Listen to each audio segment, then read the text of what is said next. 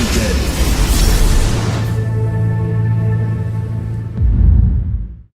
Hello everyone, and welcome back to my show. I'm Dr. Lott from Acupuncture is My Life. Now in today's episode, I'd like to address a concern many have been bringing to my attention over the past several weeks. Now I haven't had time to get to it, but now today I do.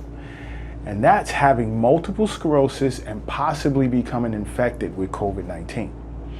Now when you get a moment, download the Acupuncture is My Life app at the Google Play Store to gain access to chat forums on acupuncture, so you can learn more about acupuncture and how it treats other diseases. Now with that being said, I've been asked by many as to if they have multiple sclerosis, what are their chances of becoming infected by this virus? And as I've stated in chat sessions, I'll state it here. People with MS are not at a greater risk than the general public of becoming infected with COVID-19. Now, multiple sclerosis does not weaken your immune system unless you're taking certain disease-modifying drugs. To help quell some of the concern you may have, when you get a moment, speak with your MS nurse or your neurologist regarding the drugs that you may be taking to help you manage MS and how it can affect your likelihood of you becoming infected with this virus. Now, people with MS that are on disease-modifying drugs, as well as those with more advanced stage of MS, should consider following restrictive measures called shielding. Now, shielding is simply means staying at home as much as possible and keeping visits outside to a minimum. Now, of course, I've been asked if acupuncture can help someone better manage their MS, as well as how is MS diagnosed from a Chinese medicine point of view? The answer to the first part of this question is, along with your disease-modifying therapies, yes. And the answer to the second half of this is, traditional Chinese medicine views the pathogenesis of MS as a deficiency of the liver, spleen, and kidney, as well as malnourishment to their extended tissues. Now you see, the kidneys, according to Chinese medicine, store essence and governs the bones, as well as it generates marrow to fill a brain. The kidney is seen as the congenital source of pre-heaven qi.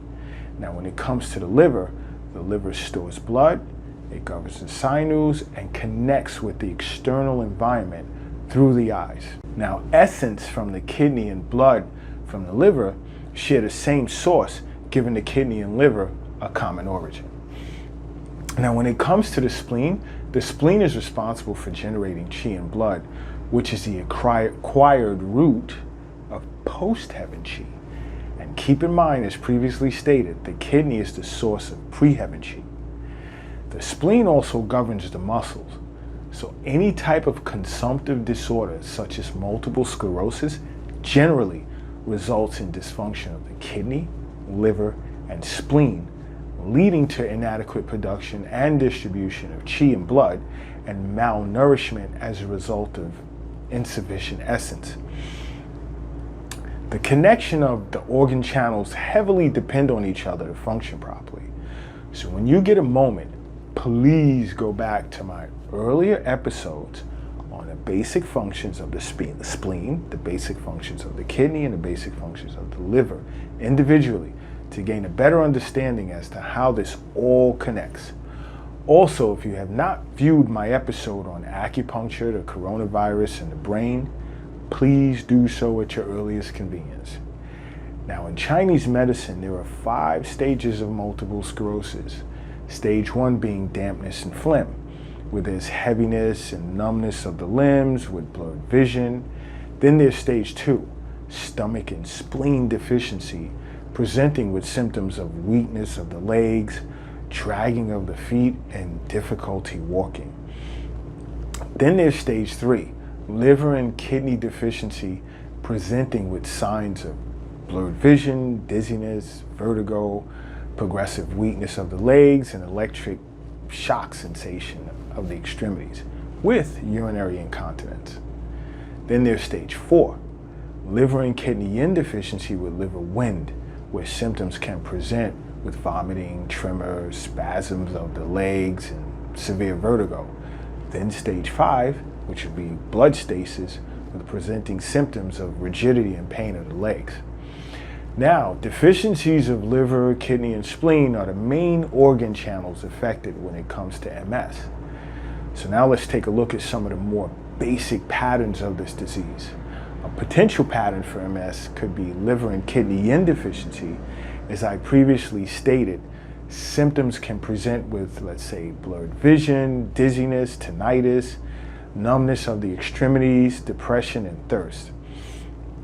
The tongue would be red with a light coating. Now in this case, I would nourish the liver and kidney, which are both in the lower jowl of the body.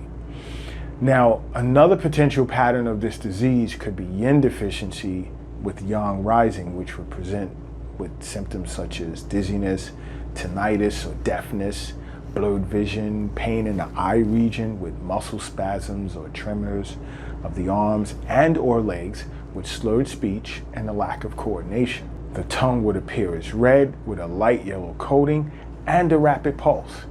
Now in this case, I would nourish yin and suppress yang. Another potential pattern for this disorder could be essence exhaustion and blood depletion, where symptoms could present with, let's say, as numbness of the limbs and pain and weakness of the lower back, muscular atrophy with loss of mobility, dizziness and fatigue, and the tongue would appear as pale. Now in this case, I would nourish the blood and restore essence. Then there could be kidney yang deficiency, where symptoms can present as essence and blood deficiency, intolerance for cold with cold limbs, frequent urination with a pale tongue. Now in this case, I would tonify and warm kidney yang. These are just some of the basic patterns for MS when it comes to traditional Chinese medicine. Although I have yet to treat a patient who'd been infected with COVID-19 along with having MS, but I can say this, stay tuned, because if I or any of my colleagues would ever encounter such a case, I would definitely do an episode discussing it. So don't forget to subscribe to this channel. And until next time, acupuncture is my life. Yo, just check it out, check it out. Yo, what's yours?